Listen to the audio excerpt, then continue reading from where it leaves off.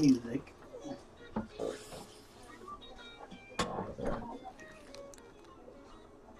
Yeah, I'm playing music. All right. Lower laptop and turn up CD3. All right. Hear it?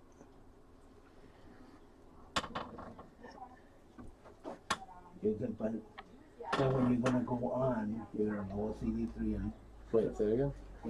when you're gonna talk, you're gonna lower CD3 and turn up. When do I start? Whenever you feel like coming in, because you got your song, right? The Is song it? is playing. Yeah. Whenever you feel like coming in.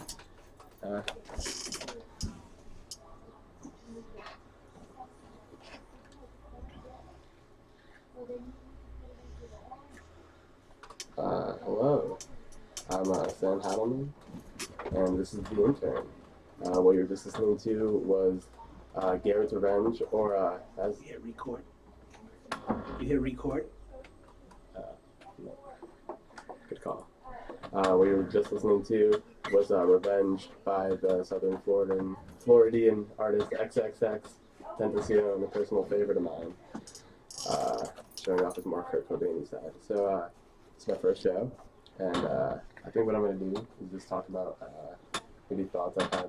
Raise your mic up. Thoughts I've had this week regarding music and possibly new albums that have come out. And this week we've been kind of spoiled with new music that's come out, with the new Bryson Tiller album, the new Lil Boat, aka Lil Yachty album, and the new Gucci Mane album. So let's just get right into it. The first one I'm going to talk about is the Bryson Tiller album.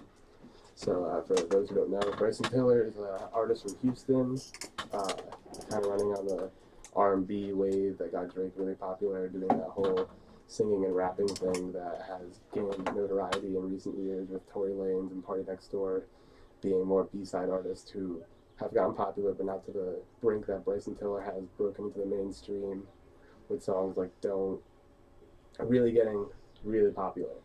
And he kind of just went away for a while. He did something that a lot of artists like who come out with really good albums do. They go away for a really long time. Because if you're constantly in the spotlight, like, I highly doubt you have enough time to make like an actually good album. But Bryson Tiller took a quick page out of Frank Ocean's book to like a very small degree, not like Frank Ocean, who like literally went off the face of the earth for 5 years, and I'm still kind of salty about it, even though Blonde and Endless did, make me feel pretty good about myself. But so Bryson Tiller tried to avoid the second album slump by going away. I think he only gave out a handful of features, like one on the Travis Scott album, and he wasn't really around a lot. So he says he's coming out with this album. He comes out with a couple singles. One of them is with Young Thug, who, if anyone knows, is a personal favorite. I'll play that in the background while I'm still talking. It is called Get Mine. Not on the album, though. The album has no features, which is crazy to me.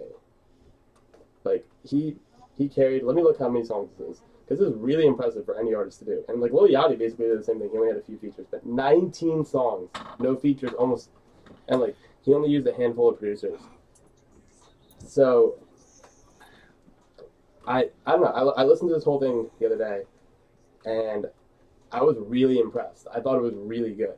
Like I was way, I didn't think it was going to be like as good as it was, but it's really well produced, and it all flows really well. Like it sounds like in a good and bad way. It sounds like it was all made to sound similar, and that's like what albums are supposed to do. Like if you're Future, like a lot of people's complaints are like, oh, a lot of your music sounds the same. Well, if you're working with the same 3 producers at the same time period and you're the same artist, like unless you're like XXX Tentacion, like not everything is gonna sound like completely different. But if you're really good at your craft, it's fine if all your music sounds similar. Like if your music sounds really great and it all sounds very similar, then who cares?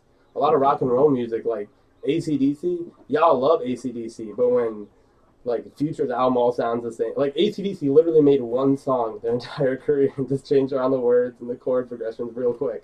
And y'all were fine with that, but when Future comes out with an album that all sounds the same, all people go buck and they're like, oh, Future sounds the same, Future sucks. Like, no.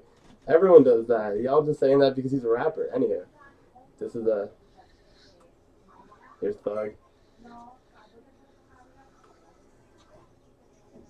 Young Thug is so good.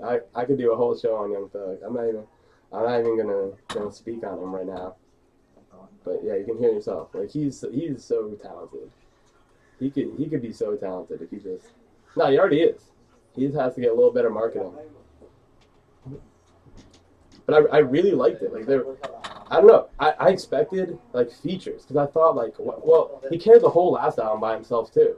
And it's a very J. Coley thing to do. But like I don't know. The difference is like he like improved on his sound. He improved on some of the things that were like lacking in the last album. Like the last album, Trap Soul. Like sometimes it sounded kind of bland. Sometimes like the lyrics were a little too soft for me. But like Bryson Tiller talks about his life more, not just about women. Like in this album, it's a lot more about like his life.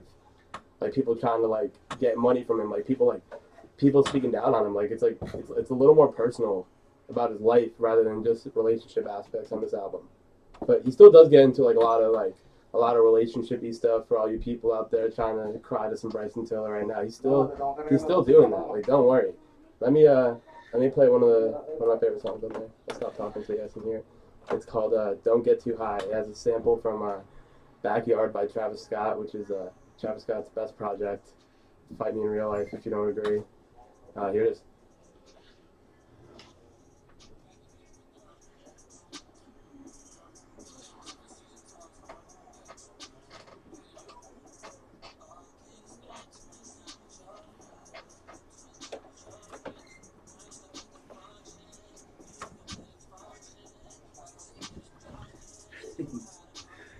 You're going too fast.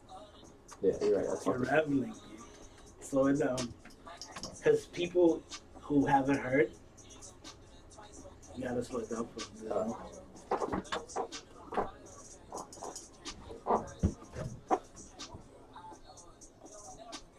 They they fired What? they fired Kathy Griffin. Good. Free Good. speech. That's dumb. That's dumb.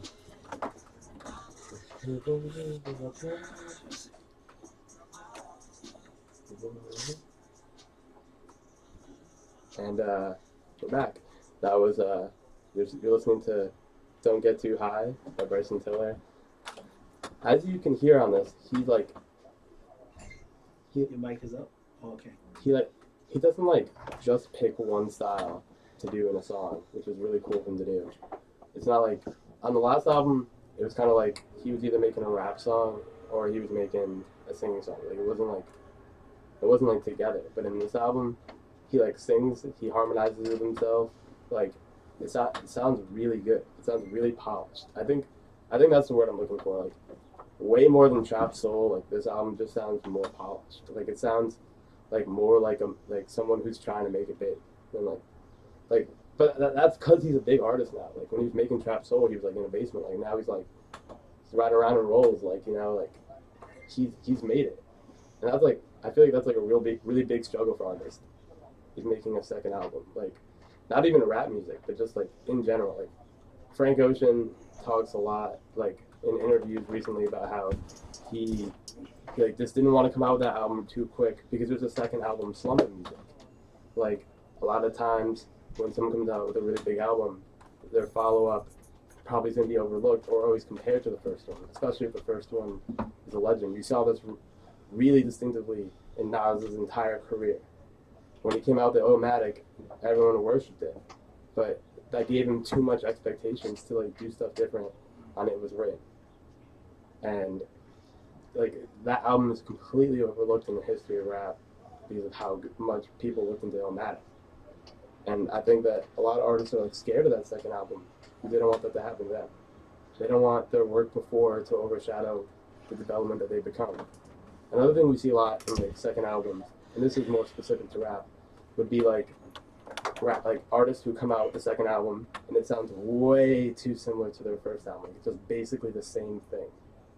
And you can't do that either. You have to improve on your sound or change it completely. You can't have the same exact sound.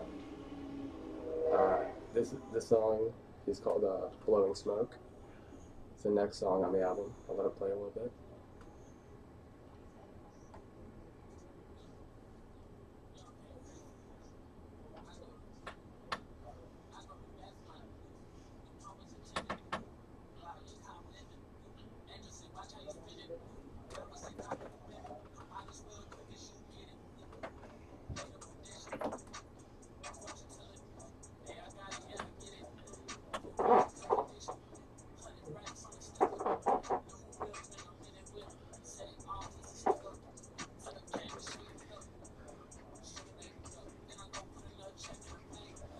Am I gonna close this door? Can I close the door? Yeah.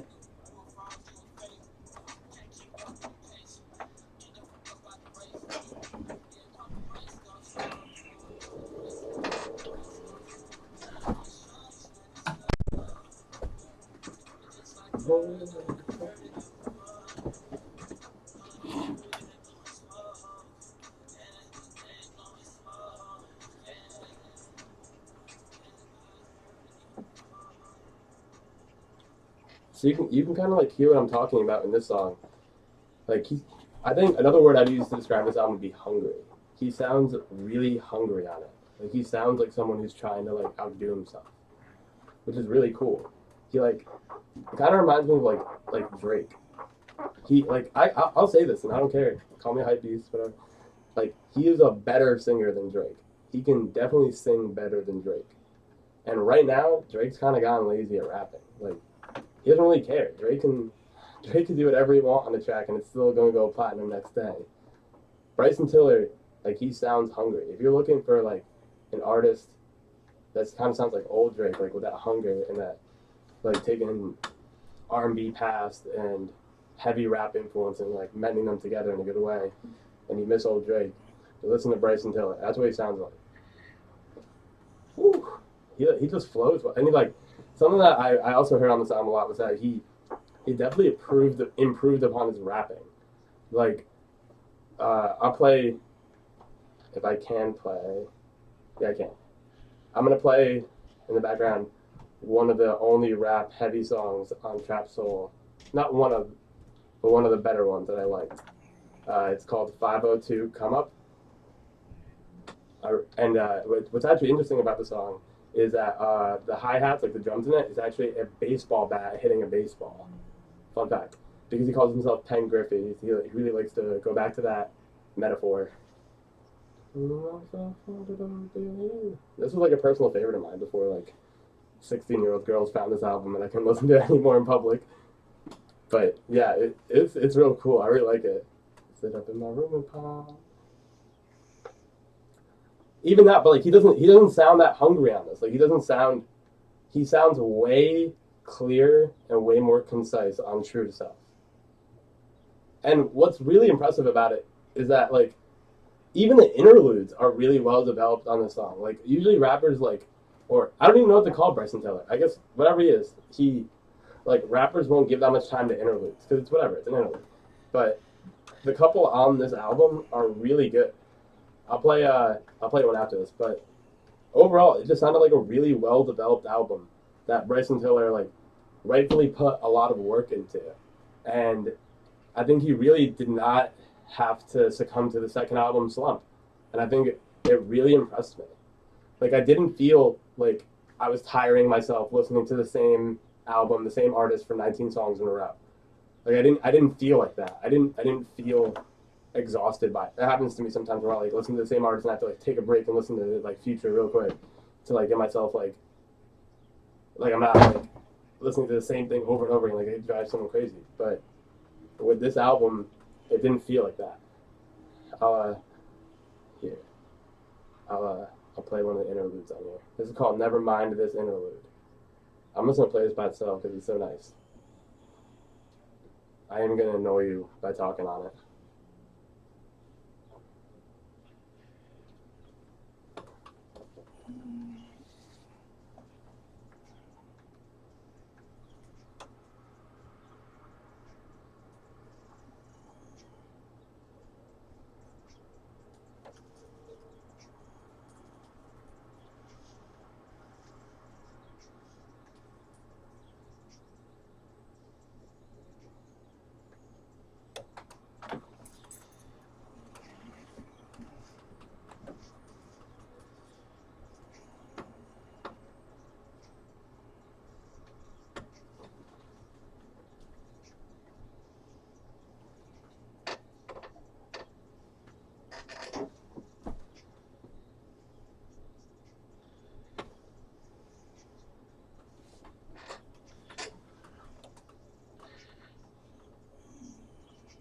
And that was just like one of the interludes on this album. That wasn't even like one of like the main tracks. This is just like a quick interlude. Like he just he just sounds like I think a lot of times that happens with second albums is that artists will sound like less hungry and like let because they've already made it. Like a lot of the time, the inspiration for music comes from aspirations. It comes from wanting to make it. And when an artist already has, sometimes that catches up to them, and they can't really like live up to those expectations, and they can't live up to that feeling of ambition that they had before. But I don't feel that way at all about Bryson Tiller. I think when I first heard his album, I was like thinking to myself like, is this guy's career gonna like last? Is he or is he just like a pop quick sensation, a quick B-side Drake, a quick Tory Lanez? But no, he like really took over the lane that Party and Tory Lanez created for themselves. Like in early 2014, they dropped a series of mixtapes. Tory Lanez had a couple really good ones. Hard Next Door had P1, P2, like those really got popular, but they just didn't they didn't capitalize on it. They kind of just like let it happen. Like Party Next Door literally is in the OVO sweatshop right now, writing bars for Drake. You got no idea.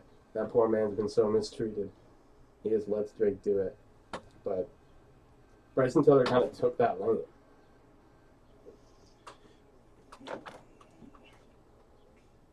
This is a Money Problems Benz truck.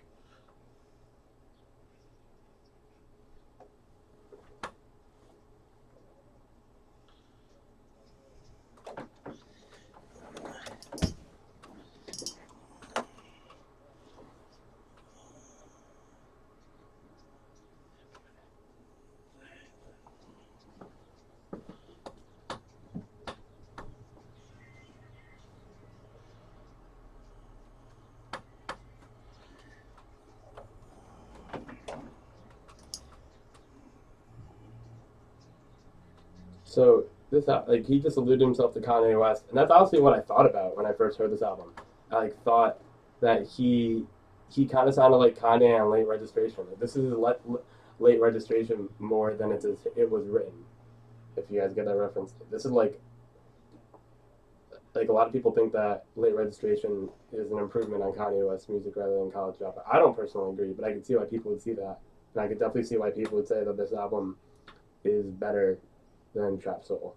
Because in this situation, I think this sounds like way more like a mainstream, like not mainstream, but like A-list rapper singer project. And I think that he's a culmination of a lot of like different artist strengths. Like he kind of sounds like Trey Songz, but he doesn't sound as poppy. Like he doesn't have that. He's not like strictly looking for a pop appeal. I don't really think Bryson Tiller cares that much about being famous. Just like look at the way that this album was released. Like the rollout was actually really good. He pulled a Frank Ocean and said that his album was going to come out next month, and then just dropped it on Friday.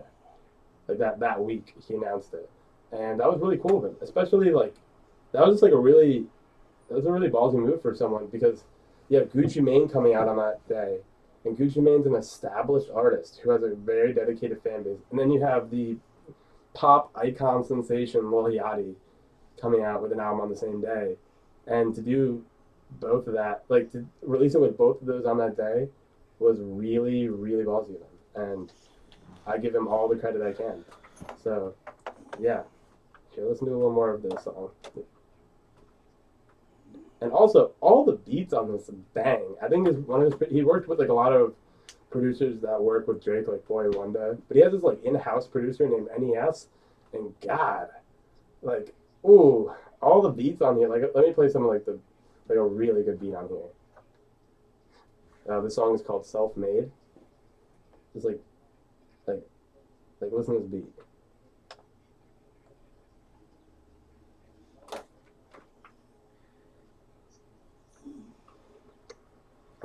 Like if your head is not bouncing right now, you wild, you crazy.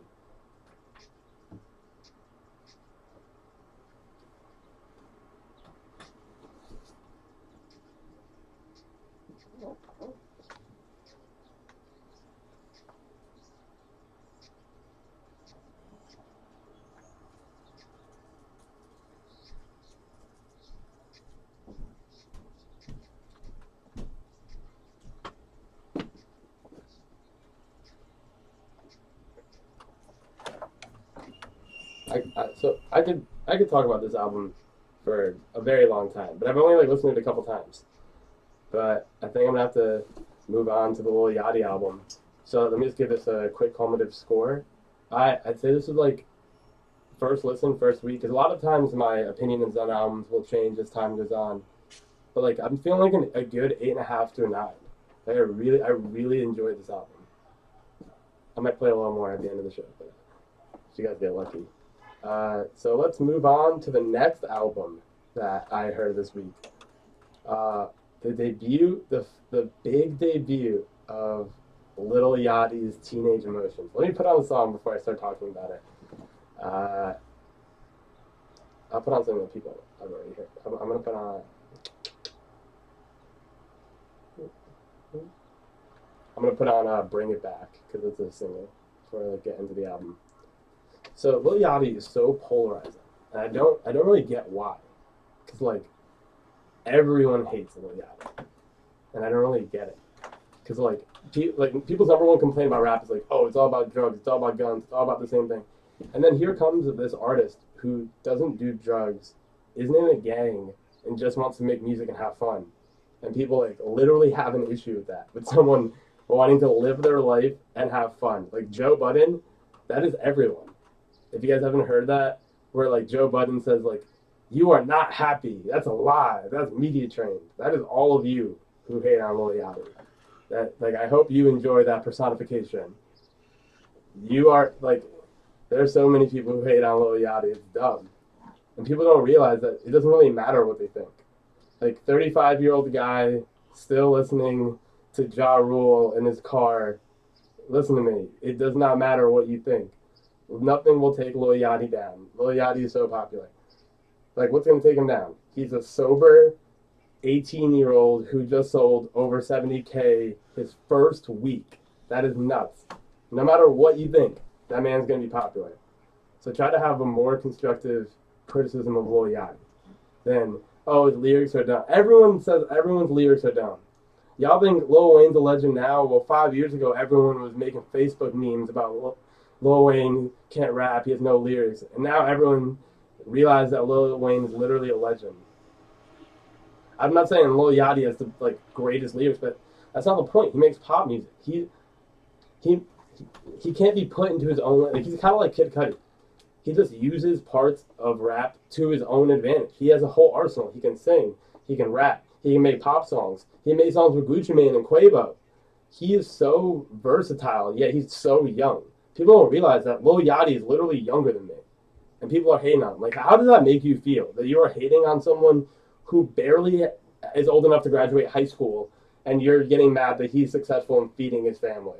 Like, I hope that thought registers in your head, that you are hating on someone's goals and aspirations because they don't exactly fit in with a genre that he's not even trying to be in. That's the funny part. Maybe if Lil Yachty was trying to say like, oh yeah, I'm a rapper, I'm the best rapper in the world, like maybe then people could get mad. But he literally has said multiple times, I am not a rapper.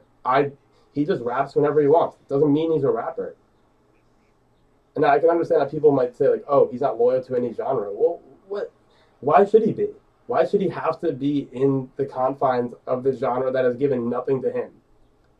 The only people in rap who realize that how good Lil Yachty is are rappers who collaborate with him. Frank Ocean even likes him, but Gucci Mane collabed with him. That was really good. I wish I could play that on the radio. But I'm going to get into this album. So what Lil Yachty decided to do is a lot like Bryson Tiller. He only had a couple of features. And I thought this was so weird. 21 songs. And the only features are Migos, YG, Kamaya, I can't say her name. I'm probably butchering it. Stefflon Don, Diplo, Evander Grimm, Grace, and Sonia Elise. And for someone who's such a frequent collaborator, that really like it was so weird. And the Migos song had come out before the album came out, and it's one of my least favorite songs. I think it's terrible. Maybe I'll like warm up to it because at first I didn't even like really like Minnesota, but I just really don't like Peekaboo. I think it's so bad. I have no feeling towards it. But it's an hour and 10 minutes. It's 70 minutes of Lil Yachty. And that's a pretty impressive move for an 18-year-old artist. Like, I don't know that many artists that could carry a 70K first week debut with 110 minutes with those features. That is a really impressive feat for anyone who knows anything about music business. Like, all right, I'm gonna get into this. I think I've been talking too much, so I'm gonna play this song that might surprise a couple people. It's called "Better." Let's get into it.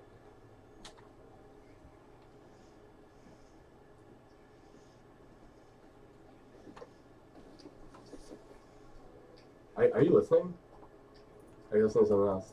Yeah, I'm listening to you. Does the music sound too loud? No. No, you you have a gift. You like arguing with yourself. Yeah, I mean that's what else am I supposed to do? Huh? What else am I supposed to do? No, I know, it's funny. I'm hearing a lot of things that I gotta say I never knew about. I'm telling you, I could change people's opinions so quick on music. I don't know about that. I didn't say that. All right, fair.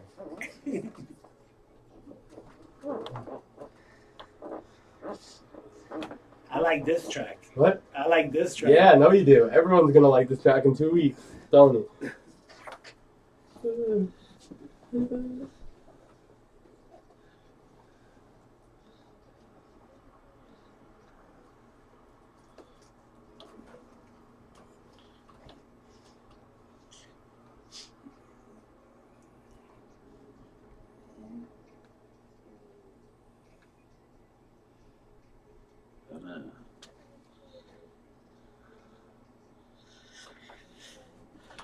So I'm gonna wait. Okay, so Lil Yachty just talked about sitting on the hood of a car with a girl and quite literally looking at stars and naming them. This man does not claim like he can just fit so many different genres and he's so versatile and people just don't realize that. He can do so much. Sometimes he sings, sometimes he raps, and what people don't understand is that he doesn't have to rap all the time. That's what people don't get. Who are like, yo, he's killing rap. What happened to Wu-Tang? Where's Nas? Tupac's alive. Like, oh yeah, he's not a rapper. I don't understand how, like, does he have to tattoo it on his face? Is that how you guys will get it? He does not rap. He does rap, but he's not a rapper. It's like, it's so pain. And then people who try to interview him, they try to, like, get him. They're like, so what do you think about people not liking you and rap? It doesn't matter. Lil Yachty is the culture. You can't say, is he good or bad for the culture? You don't get to decide. His numbers get to decide who's the culture. And right now, he is the culture. Look at him. He's putting on a woman MC from a different country. He's 18 years old. 70K first week. And that's just predicted numbers. He's probably going to end up selling 100K. That's better than your favorite rapper doing that. You want to know why Joe Budden is probably going to sell, if he ever came out with a solo, he'd probably sell under 10K his first week because he's a hater. Y'all, you all know who killed old rap? You, if you hate Lil Yachty and all this new music and hating on it constantly. You guys have tried to shove your belief into everyone's face. And this is everyone coming back and saying, no, we don't have to rap a 16 all the time. Not every beat has to be produced by DJ Premier. Young people, what do you want? Just Nas records for the rest of your life? Is that what your end goal is? I'm sorry that the conscious community's only arm into mainstream music has to be through Kendrick Lamar, but it's your fault. If you want music to get more popular, listen to it, stream it, get that guy numbers, get that guy exposure, get that guy some money. All these conscious rappers are broke because all y'all get everything on YouTube. Ain't getting no money on YouTube, stream it. I'm going to play another song on here. It's with Diplo. It's called Forever Young. Let me know what you think.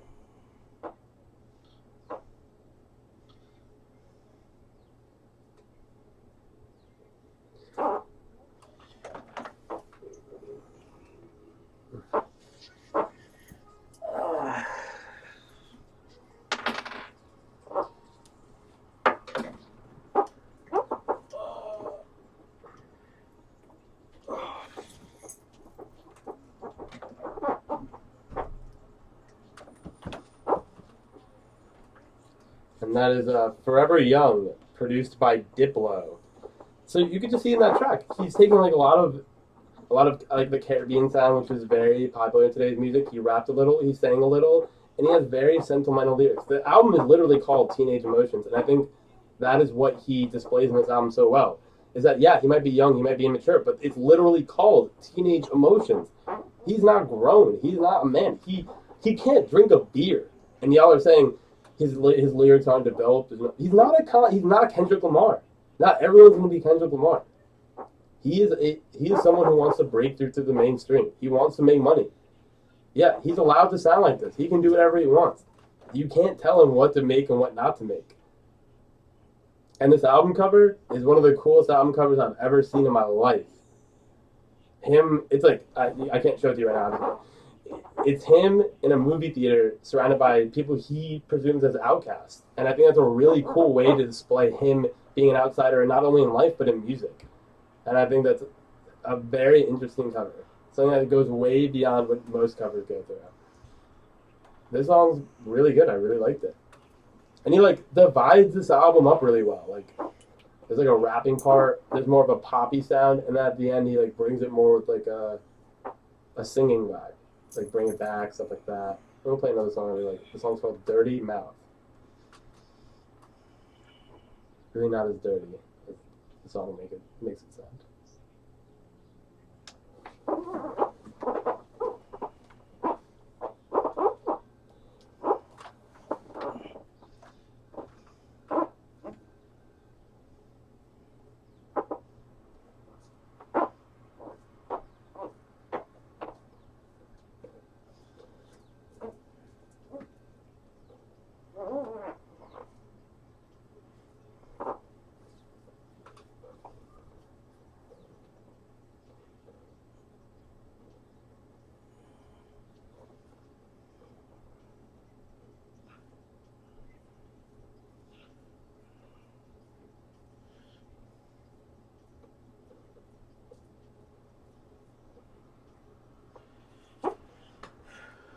And that is Dirty Mouth by Lil Yachty. And something else I want to talk about is how he's kind of like played to this fan base that is a reoccurring theme. It's young people wanting young artists to make music that sounds different than everyone else.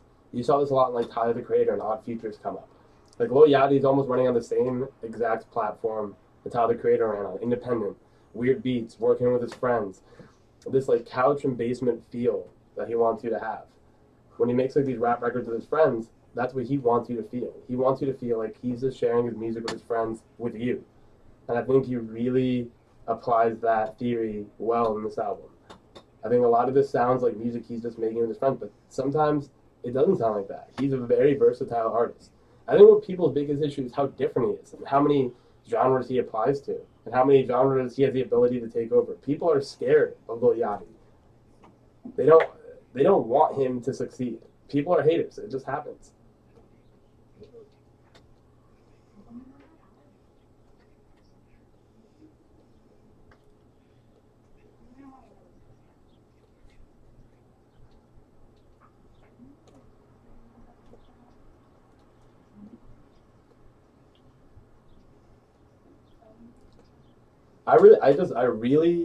I liked this album, but at the same time, it kind of showed his immaturity. Like, I don't know, I just would have picked different features than him. Like, I would have wanted to make the rap side a little stronger because he does do a lot well by himself, but he definitely could have saved some of those Lucy's that he put out on his SoundCloud, like Check Up, No Hook 2, Bentley Coupe. Like a lot of those songs, he definitely could have. That definitely could have made this album like a little stronger. And the Migos feature he did get really wasn't that good. It was actually terrible. Not the Migos feature, but the song that he put them on is not good. This song is called the DN Freestyle. It's a digital Nas. It's an in-house producer he uses a lot. Yeah, I'll give you a little listen.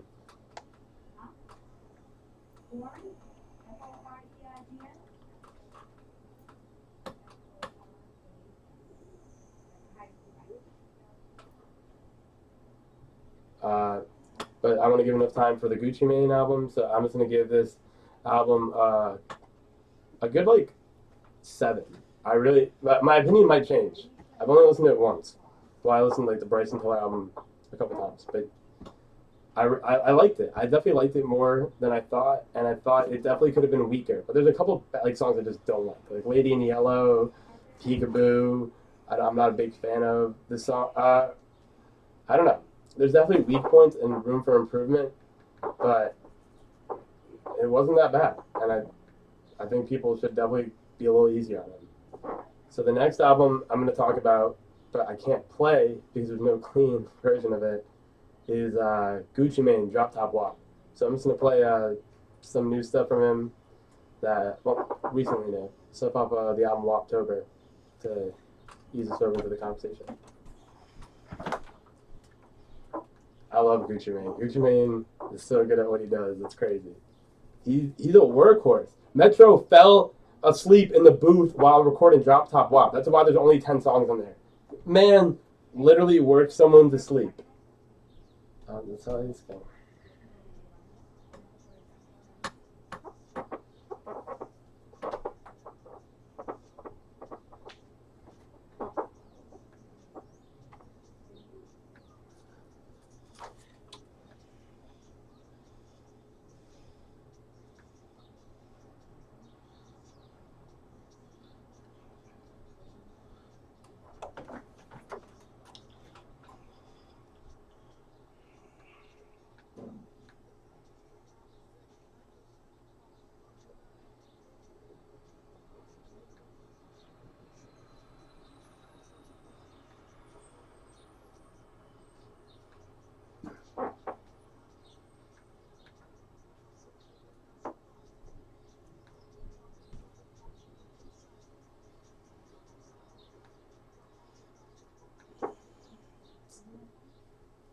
So that was aggressive off Waptober. But we're going to talk about Drop Top WAP today. So the album cover, crazy. I really like it. It's really cool. It's describe it to you. It is Metro Boomin and Gucci Mane in the drop top throwing money to his fans. It's really cool. It kind of looks like that Clips album, Ridin'. No, well, the song Ridin', but you can definitely see the cover. The beats on here were crazy. They were, oh my god, like Metro Boomin. Like, all right, I'll play a little snippet of it, just of one, and I know it's clean enough to play. Like, listen to this beat. It's crazy. It's nuts. Like Metro went wild behind the boards for this album, and he should have because it's for Gucci Mane. But like, oh my god.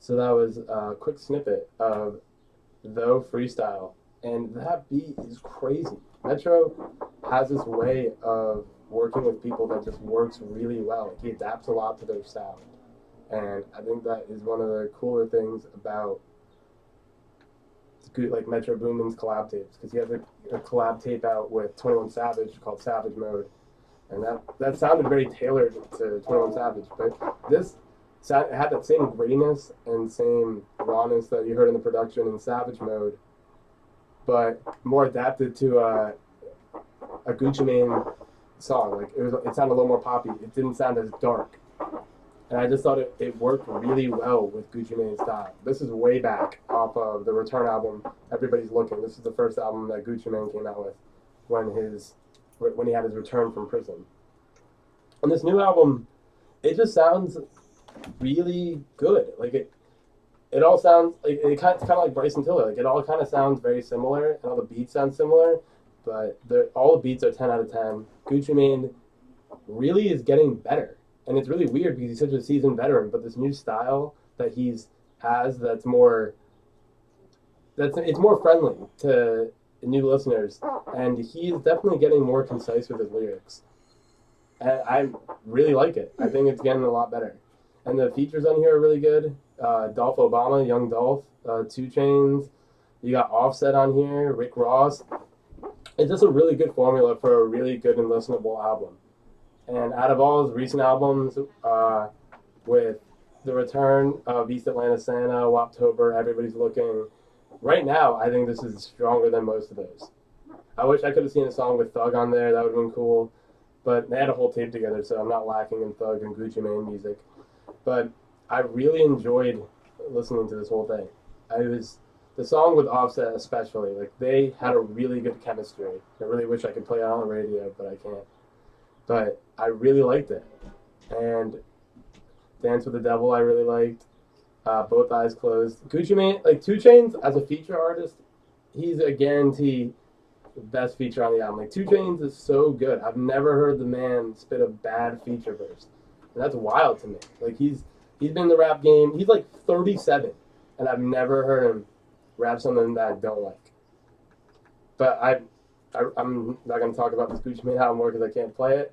But for me, another 8.5, like 9. I thought it was, and the production 10. It's crazy. If you like beats, you're missing out if you're not listening to this Gucci Mane album. I'm just gonna play some other songs I really liked, some stuff I've been listening to recently. I've been in a really big Future mood. It's probably because I got to see him at Rolling Loud, and that was really cool.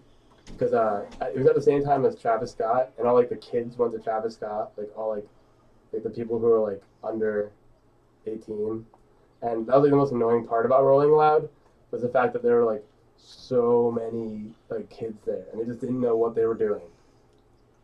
So I'm gonna play a little Future while I talk about him. This song is called "I Serve the Bass."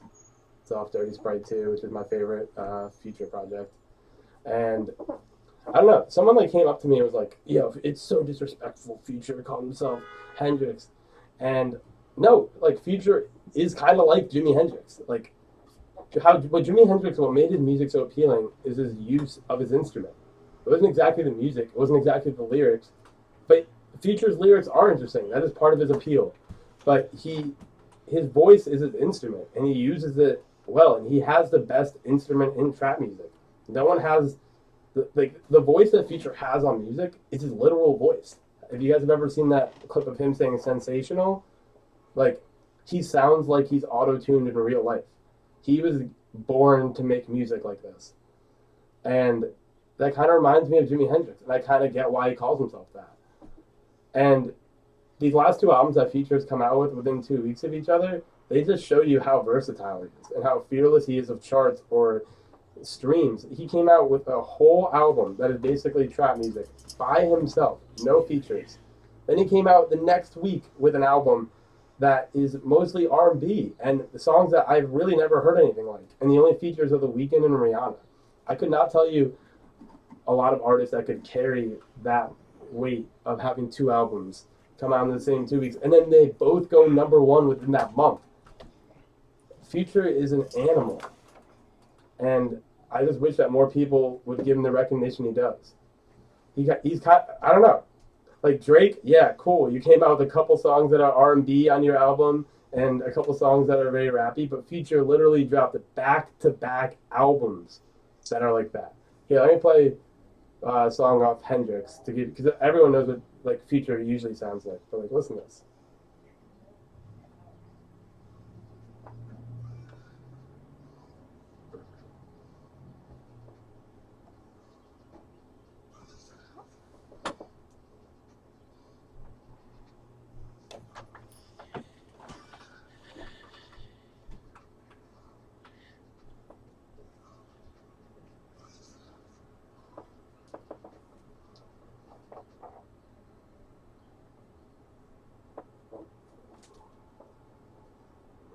And it's very emotional, actually. This whole album is really good. I really like it.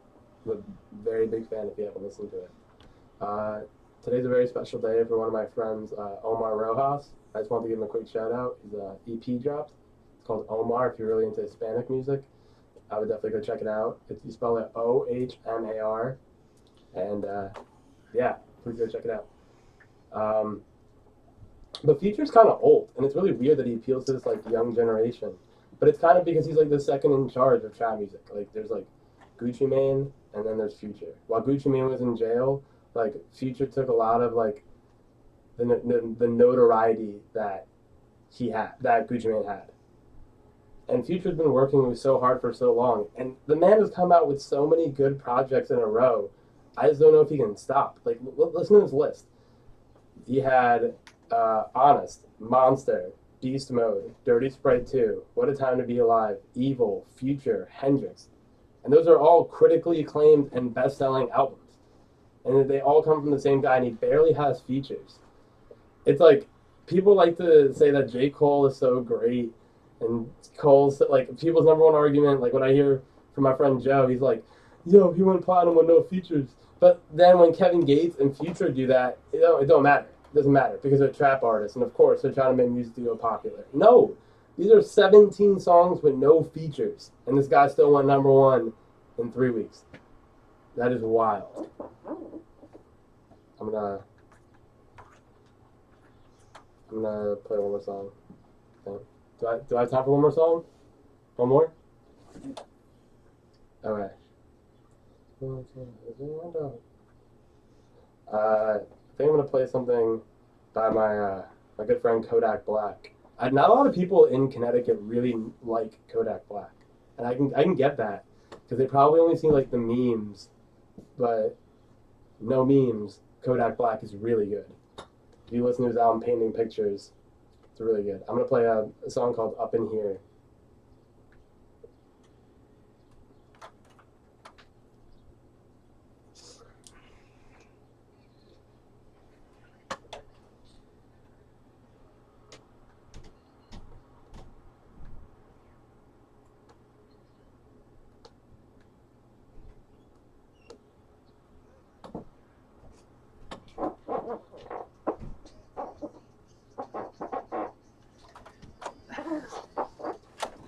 The Secret Service is looking into Kathy Griffin. Good, good. Come on. Now it's overkill. Now this is overkill. Come on. I guess it's only fair. Because whoever said anything against Obama got investigated quickly. That's just how the Secret Service works. How much time do I have? What time do I have to get off? You probably got about 5 minutes.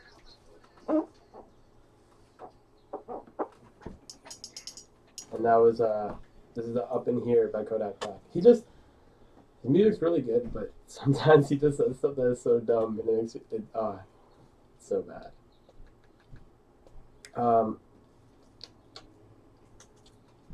Another artist that I've been recently very into, and do on a little lighter of a note. I got to see Bon Iver this weekend, and that was a semi-religious experience. God, he was so talented. So I'm gonna play in the background. I'm gonna play the song called 715 Creeks by Bon Iver. And what makes his music so interesting is like the way he makes it. His first album, he had broken up with his girlfriend and packed up all his stuff, drove home. He's from Wisconsin, and drove like he was in a different state, and he like went to his parents' house and drove 10 hours to a cabin in Wisconsin by himself, recorded himself on this like $100 mic, and made his first album. And since then, it's been going back to that cabin and making music. And I think it's really interesting of a method. And I would love to see like a rapper do that, because like I feel like rappers like always record like deep in the booth with other boys, and it's like really easy. But like I think it'd be so interesting to hear like Gucci Mane go into a cabin and make his own, to make a quick album. I don't know. I think it's about time for me to send off. It's been a really cool first show, and if you did listen, thank you. I appreciate it. And we're out.